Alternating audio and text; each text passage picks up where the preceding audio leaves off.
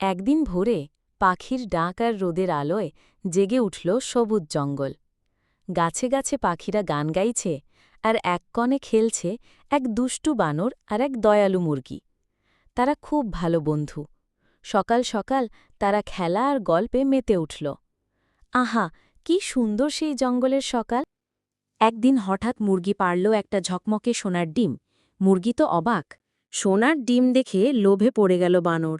চোখ বড় বড় করে তাকিয়ে রইল আর বলল, আমি এই ডিমটা নেব। মুরগি বলল, ডিম নিতে পারো, কিন্তু আমার এক সত্ত্ব আছে, কাউকে ঠকাতে পারবে না। ঠকালে ডিমটি পাথর হয়ে যাবে। কিন্তু বানর কথা না শুনেই ডিমটা নিয়ে দৌড়ে পালাল। কি দুষ্টু! হঠাৎ সোনার ডিমটা ধীরে ধীরে পাথরে বদলে গেল। বানর তো হতবাক।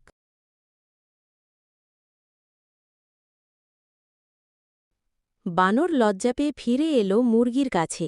বলল, ভুল হয়ে গেছে। মুরগি হেসে বলল, ভুল থেকে শেখাই বুদ্ধিমানের কাজ।